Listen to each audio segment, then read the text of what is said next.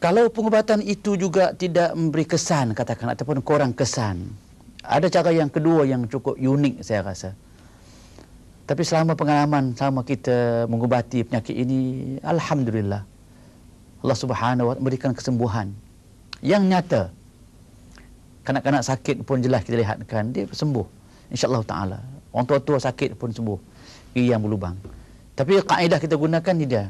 Kita gunakan cara tradisi sedikit, tapi doa yang kita pakai ayat Quran. Orang-orang kampung dulu dia pakai tiang rumah aja, kena rasuk rumah boleh. Tapi kita pakai kayu beluti. Kayu beluti ini yang kita pakai kayu beluti yang kita panggil 32 lah. Kayu beluti satu. Dan kita gunakan paku 3 inci, 2 inci setengah boleh. Kena pakai hammer lah, pakai penukul besi untuk ketuk ini. Cuma ada kaedah yang saya nak jelaskan dalam konteks ini. Soal menilaikan pengubatan seperti ini, dia mana hubungannya, mana saintifiknya, saya tak dapat terangkan. Yang saya terangkan kaedah yang kita pakai, kemudian tengok hasilnya. Yang pentingnya gigi sembuh, tak dia sakit dia berhenti dan selesai, tak payah cabut. Pakai satu kayu paku, pakai kayu, maksudnya panjang ni, penuh dengan paku. Pertama kena tahu dahulu si sakit itu nama apa dan sakitnya gigi mana. Sama ada gigi itu gigi sebelah atas, sebelah kanan, atas kiri, bawah kanan, bawah kiri. Gigi ada dua kan, atas bawah, ni atas, ni bawah. Nak tahu gigi mana yang sakit itu? Gigi ujung ni kah? Kalau kita tahulah, gigi ujung ni, kalau ini maknanya bilang daripada ujung sekali, gigi yang keberapakah yang dia sakit. Senang saudara faham, katakan yang bawah, daripada ujung sekali, ujung satu. 1, 2, 3, 4, 5, 6, 7, 8, lepas sini. Sebelah sini pula, 1, 2, 3, 4, 5, bilang begitu. Selepas tahu giginya, sebelah kanan, katakan sebelah bawah, maka fokuskan, ingatkan kepala kita, kita nak merawatkan gigi yang sakit, yang berlubang di sebelah bawah, sipulan yang punya gigi, sebelah bawah kanan. Ingat begitu, kita kena buatkan suatu tempat untuk kita letakkan paku ini. Rumah paku kita panggilkan. Buat dengan paku, suatu raja. Saya gunakan pen ini untuk memudahkan saudara faham. Raja hanya dibuat begini, tempatnya dibuat begini, dengan paku ini yang sekiranya senang, nampak jelas. Kita gunakan ini,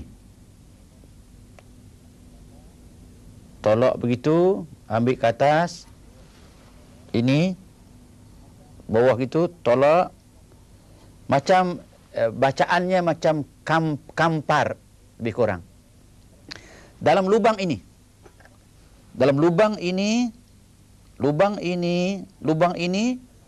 tempat yang kita akan letakkan kepala paku ini. Faham ya? So dalam lubang ini, 3 lubang ini, tempat yang kita akan letakkan paku. So tulisan ini kita pakai paku yang tak akan nampak dalam gambar TV macam ni, dalam tak nampak video, tak nampak. Cuma saya sengaja gunakan ini dengan gunakan marker untuk memudahkan nampak. Kalau nak besarkan lagi supaya anda nampak sahaja, senanglah. Kita buat gitu. Yang pentingnya ini tak paku. Ini kemudian. Okey. Lepas kita buat demikian, gunakan paku ini dengan mertul ini. Kita letakkan paku ini di tempat tadi, lubang yang pertama. Kita gunakan lubang yang pertama tadi. pegang begitu, tengah-tengah lubang yang pertama, dengan menumpukan perhatian kita, ingatan kita, yang kita letak itu bukannya dalam lubang kayu ini, tapi meletakkan gigi itu dalam gigi nombor 1 yang sipulan bin sipulan sakit sebelah bawah-bawah. Okey, itu ingat dalam hati. Pegang hammer, pegang ini, maka bacalah ayat ini. Yang pertama baca Al-Fatihah sampai habis. Yang kedua baca Qul huwallahu ahad 7 kali. Yang ketiga baca Qul a'udzu birabbil falaq sampai habis 7 kali. Yang keempat baca Qul a'udzu birabbin nas sampai habis 7 kali.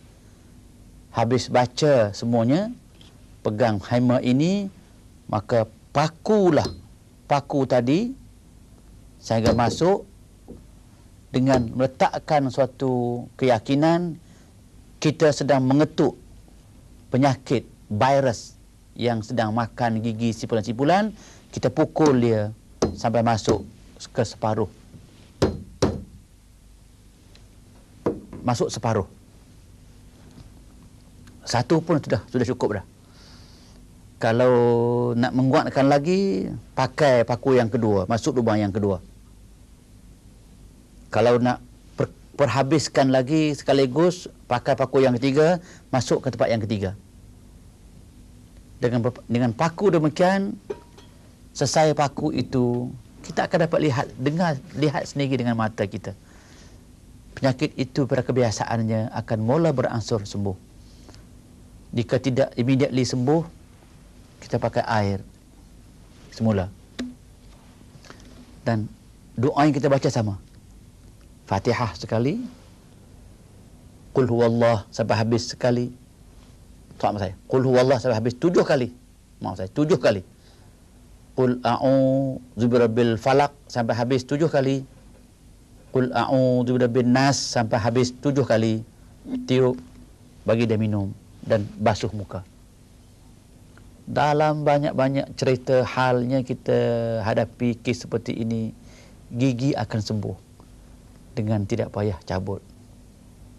Lepas sembuh nak cabut, bantailah, pergi cabutlah. Kalau tak mau cabut pun tidak mengapa. Itu kaedah rawatan penyakit gigi. Yang saya simpulkan ada 2 kaedah yang besar. Tadi kaedah yang pertamanya pakai bawang putih dengan lada, potong, kaedah tampal di nadi, dia baik sembuh. Sembuh. Yakin sembuh. Tapi bacaannya jelas. Fatihah dengan selawat syifa. Yang kedua ini pakai kaedah paku. Dengan bertul, dengan hammer, pengetuk, pakai raja, letakkan paku dalam lubang tadi. Nampak ya? Jelas. Paku. Kepala kita, hati kita mengingatkan letak paku itu dalam lubang, tapi lubang gigi, bukan lubang kayu. Lubang gigi.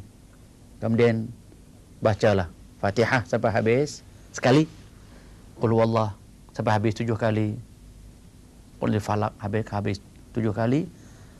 Qul a'udzu binnas sampai habis 7 kali. Ketuklah pakai hammer, ketuklah ini sampai masuk suku.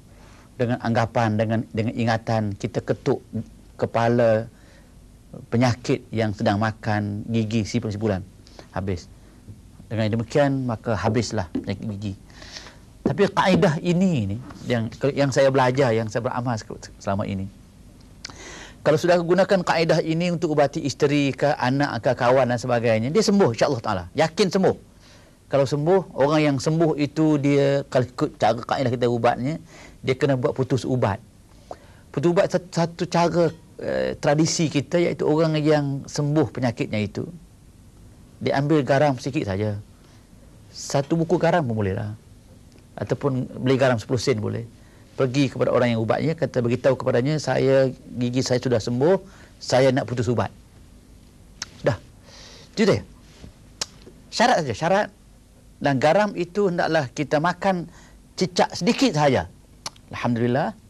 Dan dia juga ambil sedikit garam, cicap sikit.